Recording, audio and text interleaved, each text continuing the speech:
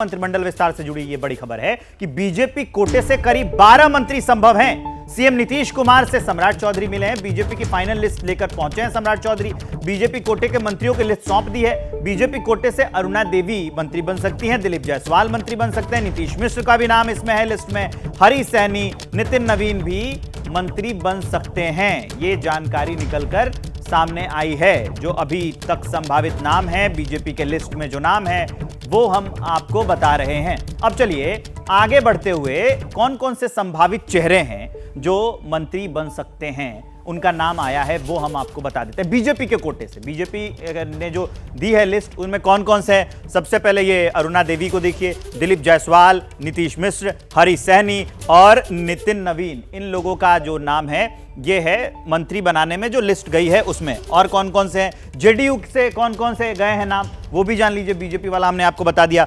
Ashok Chaudhary JDU से, सुनील कुमार, मदन सहनी, शीला मंडल और रत्नेश सदा, ये वो नाम हैं जो जेडीयू से मंत्री बन सकते हैं। लेशी सिंह का नाम भी है इसमें, जयंत राज का भी नाम है, जमा खान का नाम है और महेश्वर हजारे का भी नाम है। अब नीरज पांडे के पास जरा मैं आपको एक बार लिए चलता हूं। बीजेपी कौन से समीकरण साध रही थी कि उसने लिस्ट देने में इतनी देरी कर दी, नीरज पांडे?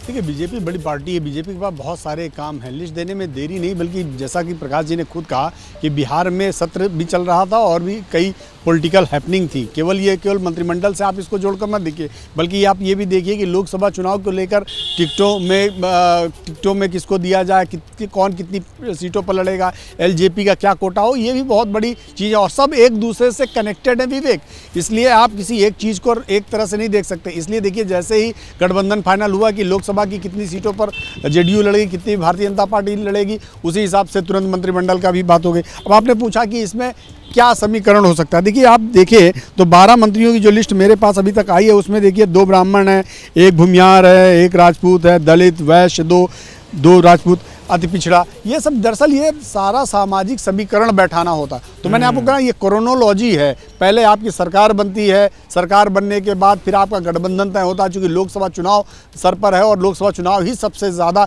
इम्पॉर्टेंट है। और आपके ऊपर दबाव है कि आप कैसे 40 में से 39 सीटें जो आपने जीती थी उनको कैसे वापस लाएं, और एक जो आप दावा कर रहे हैं कि इस बार 40 की 40 जीतेंगे, उसको कैसे वापस लाएं। तो इन सब में कैसे समीकरण बनाएं। उधर चाचा भतीजे का अलग झगड़ा चल रहा है, तो सभी झगड़ों को सुलझाते हुए पार्टी की कोशिश ये थी कि किसी भी तरह से अपनी परफॉर्मेंस को इंटैक्ट रखा जाए और उसके बाद मंत्रिमंडल पे बात की जाए। और मंत्रिमंडल विस्तार भी इसी हिसाब से किया जा रहा है, क्योंकि मंत्रिमंडल के जरिए आपको मैसेज देना है बिहार में कि उनका जातिगत समीकरण क्या है। क्योंकि बिहार एक ऐसा राज्य है, अगर आप किसी एक समाज को आपने छोड़ दिया तो कल आपके ऊपर सवाल खड़े होना शुरू हो जाएंगे। तो ये सारी चीजें एक दूसरे से कनेक्टेड हैं, सारी चीजें कनेक्टेड हैं, सभी समीकरण देखे गए, उसके बाद ये नाम आया। जैसे ही घड़ी का काटा दोपहर 2:30 पे आए, बबीता जी का दिल सास बहू साजिश के लिए मचल जाए। और ये है इनकी बहू, पूरे दिन ऑफिस की टेंशन हो जाए गॉन जब ये करें अपना फेवरेट शो फ्री टाइम पे ऑन। इनकी तरह आप भी देखिए अपना फेवरेट शो अपने टाइम पर और डाउनलोड कीजिए एबीपी लाइव ऐप अपने स्मार्ट टीवी पर।